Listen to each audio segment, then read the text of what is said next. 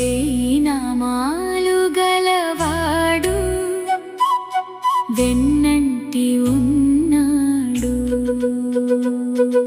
శంఖ చక్రాలు గలవాడు సతతము కాపాడు. ఏడు కొండలవాడు ఎదలోన ఉన్నాడు.